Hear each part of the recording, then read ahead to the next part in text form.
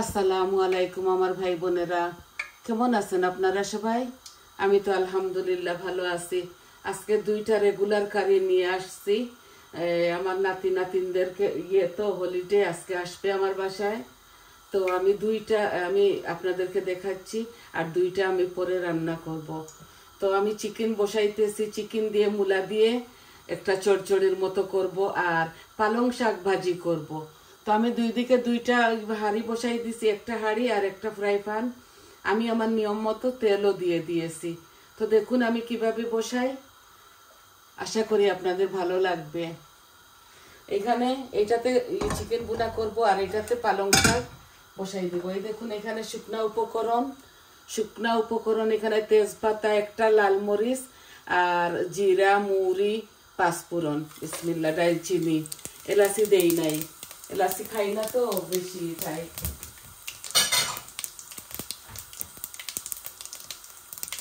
এই আমার ইয়েগুলা ভাজা হয়ে যায়, তারপর আমি চিকেনটা ম্যারিনেট করে রেখে দিয়েছি। এই দেখুন এই পাতলা হাঁড়ি তো চটজলদি লাল হয়ে গেছে গরম মশলাগুলা, আর একটা দিয়েছি লাল মরিচ। এত ঝাল এই মরিচের মধ্যে, এর জন্য একটা দিয়েছি। এই দেখুন পেঁয়াজ আমার পরিমাণ মতো দিচ্ছি, বিসমিল্লাহ।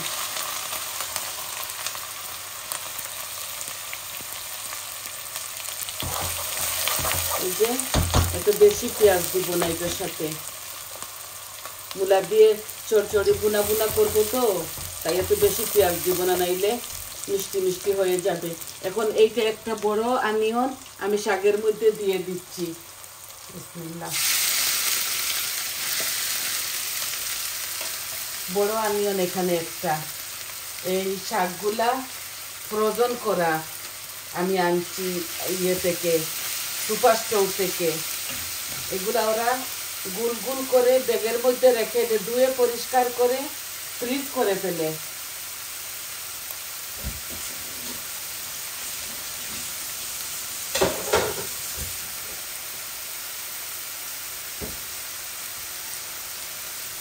এই দেখুন এগুলা এইভাবে টুকরো টুকরো করা প্যাকেটের মধ্যে, আমার খুব ভালো লাগে বলে আমি খাই।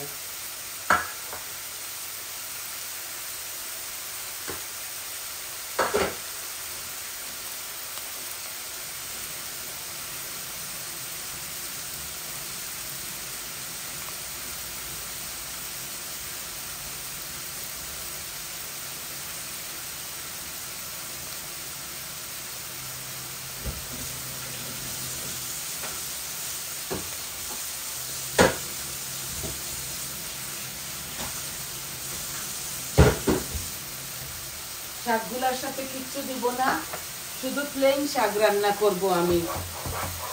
এই দেখুন আমার চিকেনের মশলাগুলা লাল লাল হইতেছে। এখন আমি আদা রসুন দিব, লবণ আমি চিকেনের মধ্যে দিয়ে দিয়েছি। আই হোপ আপনাদের ভালো লাগবে।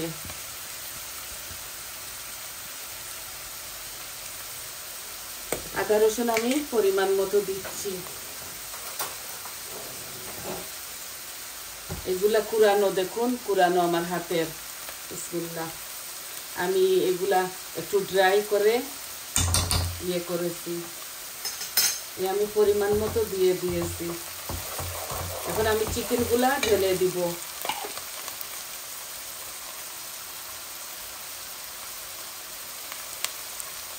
এখানে শুধু তেল দিয়ে আমি রাখছি আদা রসুন গুলাকে, কোনো লবণ দেই নাই। এইভাবে 1 মাস ভালো থাকবে।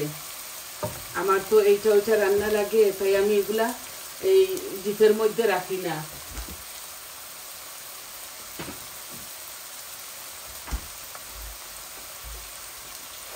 এই দেখুন আদা রসুন দিয়ে আমার মশলাগুলা লাল লাল হয়ে গেছে, আর শাকটা আমি এভাবে ভাজবো।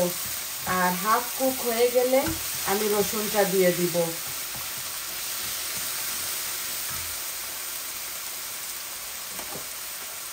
এই দেখুন এখানে একটার অর্ধেক রসুন আছে, বড় সাইজের।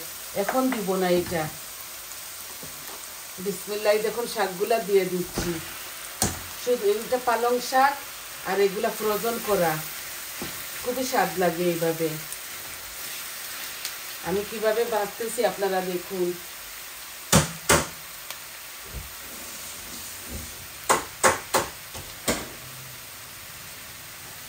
আমি ভুল করে ফেলেছি, আমি শুকনা মরিচ দেই নাই, এখন আমি শুকনা মরিচ দিব।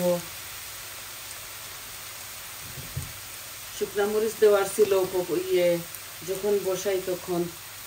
এইভাবে হয়ে যাবে, আর নাগামরিচ লাগিয়ে লাগিয়ে খাবে। এই দেখুন আমার মশলাগুলা ভাজা হয়ে গেছে। এখন আমি এই যে বড় একটা রোস্টার চিকেন দিয়ে দিচ্ছি।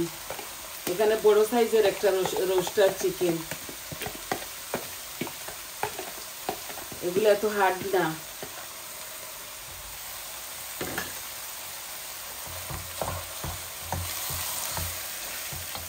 আমার মরিচ মশলা সব কিছু আমি দিয়ে এটাকে মাখিয়ে নিয়েছি, যা যা দেওয়ার লাগে। একটু ভাজা ভাজা হোক, তারপর আমি মূলাগুলা দিয়ে দিব। আমি একটা মূলা চিকন করে কেটেছি, এটার সাথে ভুনবো বলেছি না আমি অন্যরকম করে রান্ধি।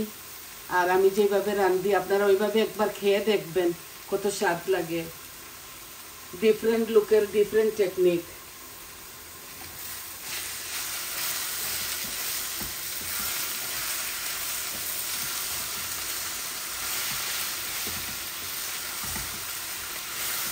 এই পালং শাকটা এইভাবে এত স্বাদ লাগে। আপনারা বেশ করে কাঁচামরিচ যতটুকু আপনারা চান দিতে পারেন, আপনারা নাগামরিচও দিতে পারেন। আমার একটু অসুবিধা বলে আমি কাঁচামরিচটা অ্যাভয়েড করি, খাই না, কামড়ে পড়লে মাথা ঘুরে যায়। এই যে আমি রসুনগুলো এখন দিয়ে দিব। এই যে এখানে 1.5 আছে রসুন, একটা আরো আদা।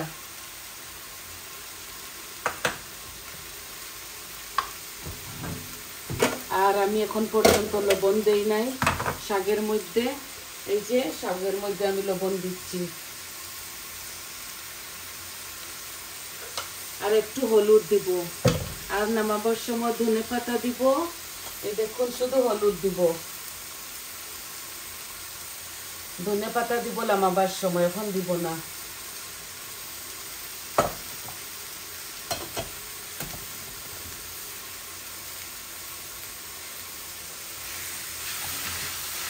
এখন আমি জালটা কম করে রেখে দিব, এগুলো আস্তে আস্তে হবে।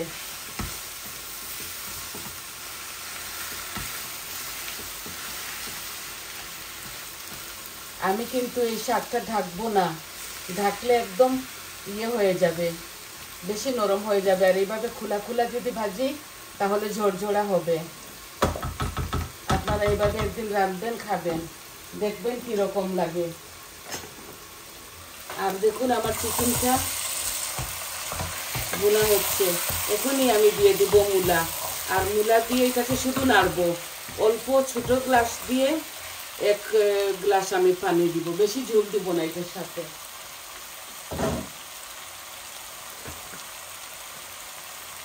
এই দেখুন একটা মূলা ছোট ছোট চিকন চিকন করে কাটছি, এই রোস্টার চিকেন দিয়ে ভুনা করতেছি। এইটা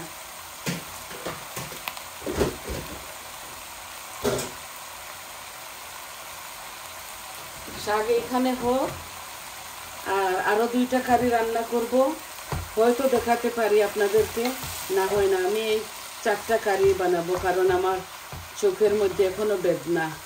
চোখের এই রোগটা ব্লক হয়ে গেছিল বলে অপারেশন করছে।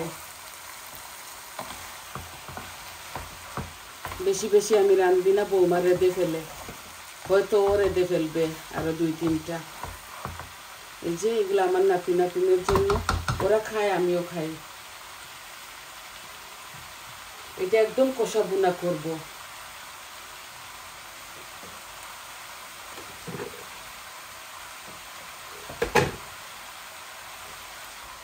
এইটার মধ্যে ম্যারিনেশন করে রেখেছিলাম, এটা ধুয়ে অল্প একটু পানি দিয়ে দিয়েছি। এই যে খালি ভুনবো এটাকে, ফুল আঁচের মধ্যে রেখে দিয়েছি। আর আপনারা চাইলে এই কারির মধ্যে অনেকটা কাঁচামরিচ দিতে পারেন। এই দেখুন ধনেপাতা কেটে রেখেছি, দুটোটার মধ্যে দিব।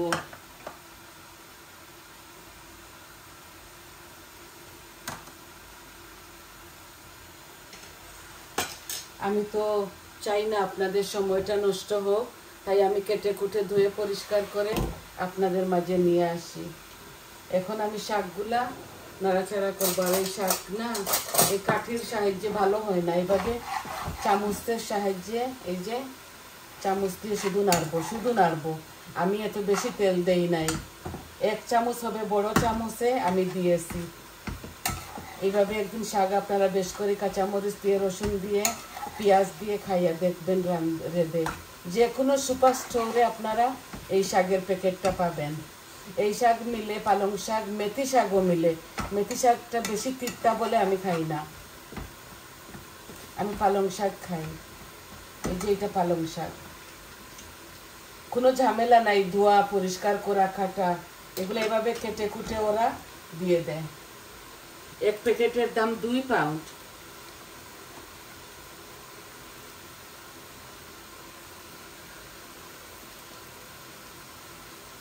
এভাবে হোক আমার শাকগুলা। আর এখন ঢাকবো না আমি, ঢাকলে আরো হয়ে যাবে।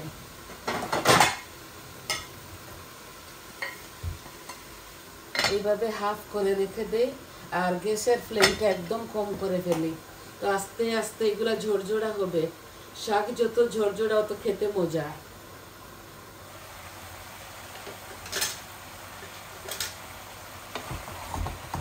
এই যে চিকেনটাকে শুধু নাড়বো, ফুল আঁচের মধ্যে আছে। একটা বড় মূলা আমি চিকন চিকন করে কেটে এই এর মধ্যে দিয়েছি। কেউ বুঝতেই পারবে না এটার সাথে মূলা দিয়েছি বলে। এরকম ভাবে ভুনবো আমি। আর অল্প একটু ওইটা দিয়ে দিব, ওই যে টমেটো পিউরি।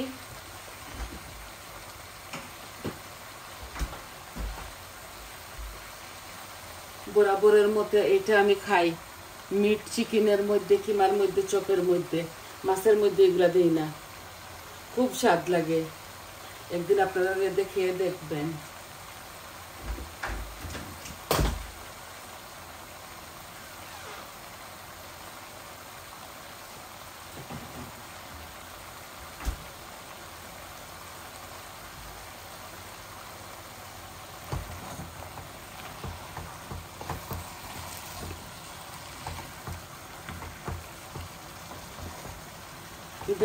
ঢাকতে চাইছিলাম না, কিন্তু কিরকম লাগে তাই একটু ঢেকে দিয়েছি শাকটা। এই যে শুধু নাড়বো, চিকেনের পানি আর মূলার পানি হয়তো হয়ে যাবে এটা।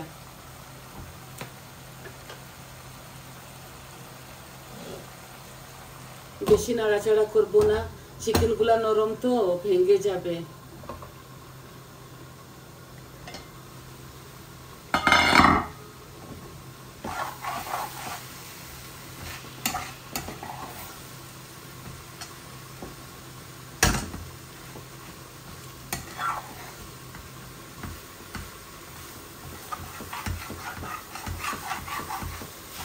একটা আরো হাফ দিয়েছি রসুন, আর বড় একটা অনিয়ন দিয়েছি এই শাক ভাজার মধ্যে। আছে আমার গার্ডেনে পালং শাক, কিন্তু আমি এখন খাই না, শীতের তো। আর শীতের পালং শাকগুলা তিতা হয়ে যায় আইসের মধ্যে। দেখতে খুবই সুন্দর লাগে, কিন্তু খেতে মজা লাগে না। মার্চ মাস যখন আসবে তখন গার্ডেনের শাক খাবো।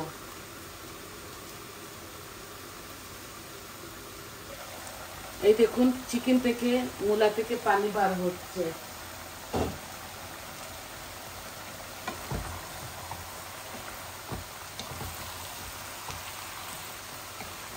অল্প 1 গ্লাস, ছোট 1 গ্লাস পানি দিব আমি। আর একটু নাড়াচাড়া করে ফেলি।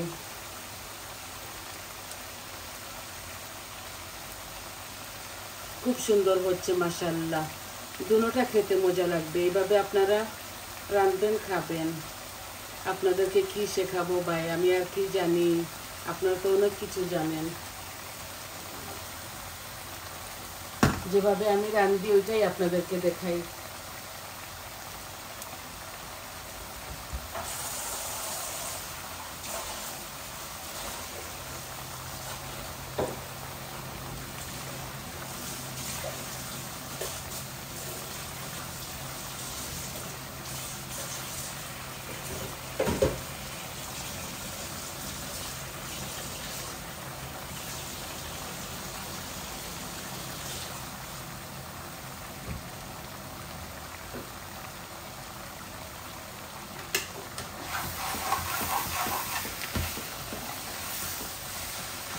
আমি লবণ দিয়ে মূলাটাকে ভালো করে করেছি, কচলে কচলে ধুয়েছি মূলাটার গন্ধ চলে যাবার জন্য।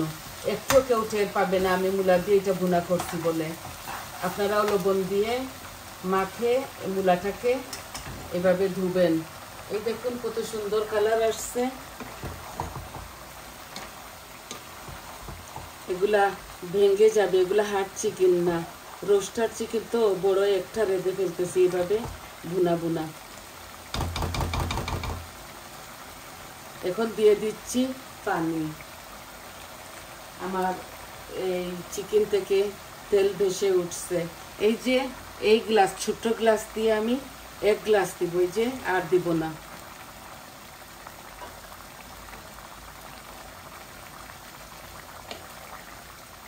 এগুলা মাখা মাখা হবে খাবার সময়, আর খুবই স্বাদ লাগে। এখন শীতের সবজি তো খুব ভালো, মিষ্টি মিষ্টি করে খেতে। এখন আমি আপনাদের সামনে একটু ধনেপাতা দিয়ে দিব, আর নামাবার সময় আরো একটু দিব। এই যে হাফ দিয়ে দিচ্ছি, হাফ দিব পরে, তো মূলার যে এটা ঘ্রাণটা চলে যাবে। এমনিতেই আমি লবণ দিয়ে মেখে ধুয়েছি, তো এমনিতেই এটার এই কাঁচা গন্ধটা চলে গেছে। আর পরে দিব নামাবার সময় আরো হাফ দিব, আর শাকের মধ্যেও দিব। তো দেখলেন কি কত ইজি প্রসেসে রান্নাটা করলাম। আমার শাকটাও এখন টেনে গেছে, একটু পর নামিয়ে ফেলবো। শাকটা আমি ভালো করে চিপেছি পানি বার হওয়ার জন্য। এই পালং শাক এমনিতে একটু নরম সাইজের। এখন ধনেপাতা দিয়ে দিব, আর একটু জাল খাবে আর 5-6 মিনিট, তারপর নামিয়ে ফেলবো শাকটা। এই শাকটা রাঁধতে সময় লাগে না এত বেশি, একটু কম আঁচের মধ্যে রেখে দিব চুলার উপর। খুব মজা লাগে, এইভাবে একদিন রাঁধবেন, খেয়ে দেখবেন আপনারা।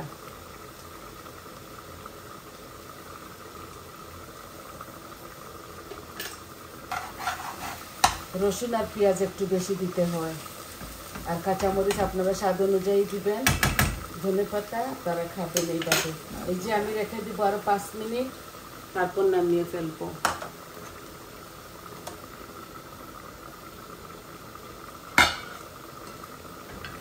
এই দেখুন আবারও খুব মজা হয় এইভাবে।